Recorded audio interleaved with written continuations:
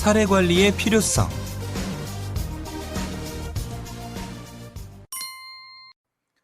먼저 자활 사례 관리도 사례 관리에서 비롯된 기술이기 때문에 사례 관리가 왜 필요한지를 살펴보는 것이 중요하겠죠. 그래서 사례 관리의 필요성을 4가지 정도로 짧게 설명을 드려보도록 하겠습니다. 우선 무엇보다도 사례 관리가 등장하게 된 필요성 첫 번째가 바로 탈시설화에 대한 이야기입니다. 탈시설화는 클라이언트가 시설 보호에서 벗어나서 지역사회와 가족으로 돌아오는 것을 탈시설화라고 말을 하는데요.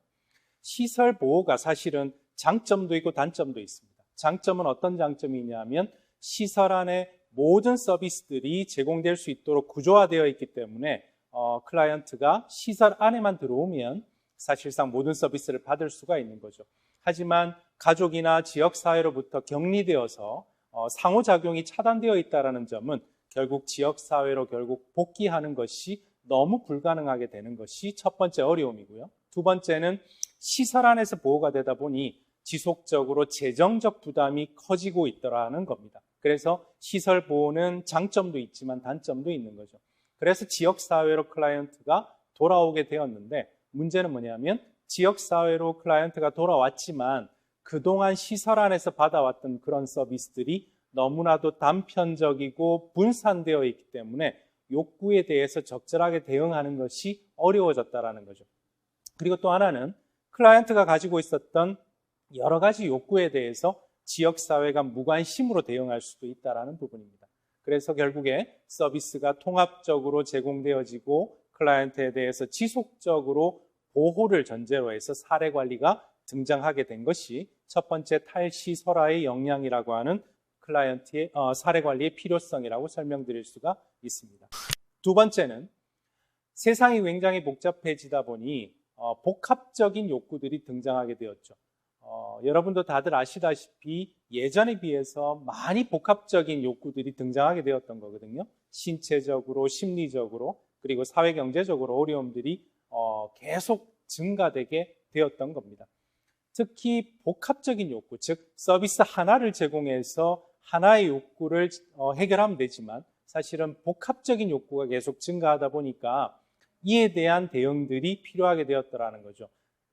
장애인이나 노인이나 우리가 돕고 있는 빈곤계층 같은 경우에는 특히나 많은 어려움들을 가지고 있는 계층들이지 않습니까? 그래서 그런 욕구 충족이 적절하게 되지 않으면 결국 지역사회에서 생활하는 것이 어렵게 되고 결국 사회 통합의 저해 요인이 되는 거죠. 그래서 이런 복합적인 욕구에 대해서 서비스를 좀 더 조직화하고 통합적으로 제공할 필요성이 생기게 되더라는 겁니다. 서비스가 서로 연계될 수 있는 그런 체계가 필요하게 되었다는 거예요. 그래서 사례 관리가 등장하게 된 부분입니다. 정리하자면 단일 서비스 체계가 가지고 있는 다양한 한계들을 극복하는 것이 필요하게 되었고 그 과정에서 사례 관리는 등장하게 되었다라고 설명드릴 수가 있습니다. 세 번째는 기존 서비스들이 너무나 단편적으로 제공되어져 왔다라는 겁니다. 서비스가 분명히 예전에 비해서 많이 확장된 건 사실이에요. 그만큼 복지 예산들도 많이 증가했고요. 그리고 예전에 비해서 새롭게 만들어진 그런 전달 체계의 내용들도 많이 있습니다. 그런데 문제는요. 클라이언트의 입장, 특히 지역 주민의 입장에서 보면 전달 체계가 양은 많아졌을지 모르겠지만 너무나 복합적이고 복잡해졌다라는 그런 문제가 생겼고요. 특히나 한 전문 분야에 대해서는 전문성을 가지고 있긴 하지만 다른 전문 분야에 대해서는 아무것도 모르는 거예요. 그러니까 자기 분야만 잘 알게 되고 다른 분야에 대한 그런 서비스는 적절하게 전달하지 못하는 그런 어려움들이 생기게 되더라는 거죠. 누가 지역사회에서 좀 조정할 수 있는 그런 역할들을 한다면 여러 가지 복합적인 욕구들이 잘 해결될 수 있는 부분이 있었지만 그렇게 조정되지 않은 결과 중복, 그다음 남용, 그리고 누락, 사각지대 발생 이런 것들이 계속 나타나게 되더라는 겁니다. 지역사회에서 그거는 결국에는 해결되어져야 되는 그런 이슈가 되는 부분이죠.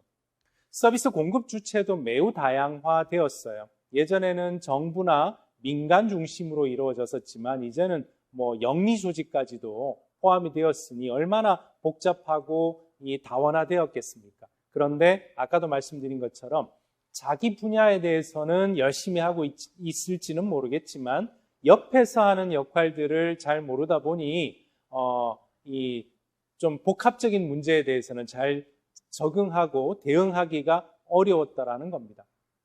연령이나 기능이나 문제의 영역별로 매우 다원화된 서비스 제공이 가능해졌지만 결국 통합이 이루어지지 못한 채 단편적으로만 서비스가 구성될 가능성이 많아졌다는 겁니다. 그래서 결국에 서비스 간에 상호작용의 접근이 필요하게 되었던 거거든요. 그러니까 두 가지 이상의 복합적인 욕구를 가지고 있는 사람들이 어느 기관에 가더라도 어떠한 한 곳에만 가더라도 모든 서비스들을 한 기관 안에서는 제공받지 못하더라도 다른 지역사회 기관으로 잘 연결될 수 있도록 그렇게 할 수 있는 그런 기능들이 필요하게 되었는데 결국 그 과정에서 사례관리가 등장하게 되더라는 겁니다.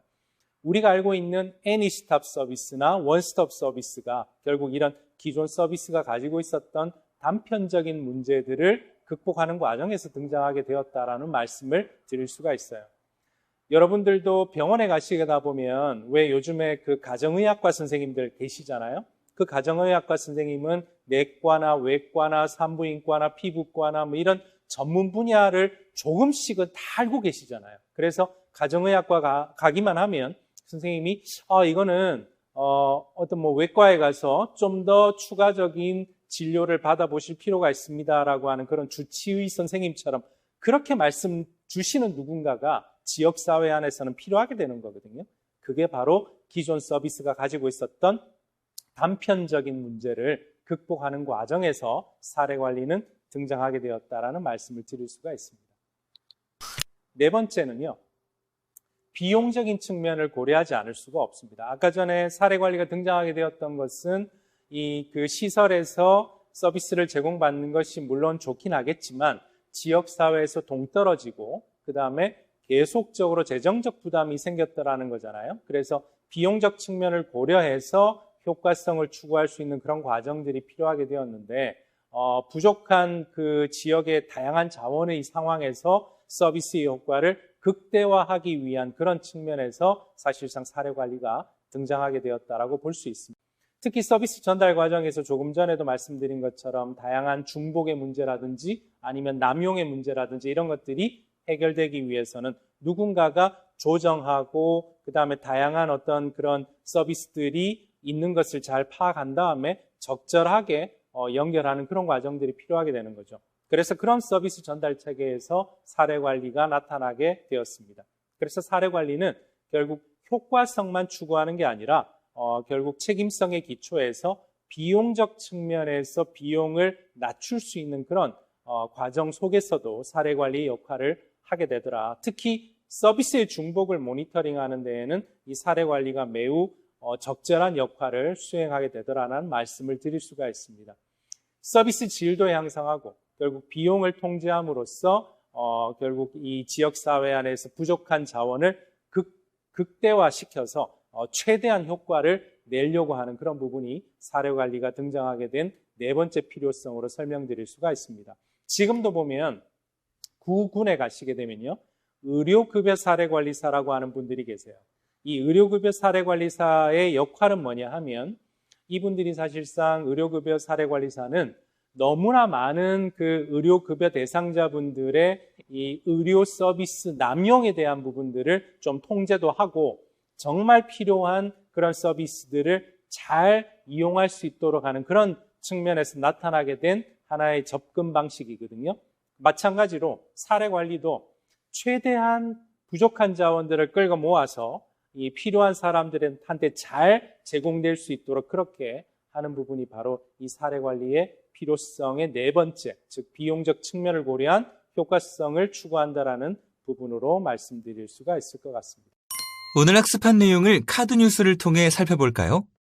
탈시설화의 영향, 복합적 욕구의 증가, 기존 서비스의 단편성, 비용적 측면을 고려한 효과성 추구로 인해 사례관리가 등장하게 되었습니다.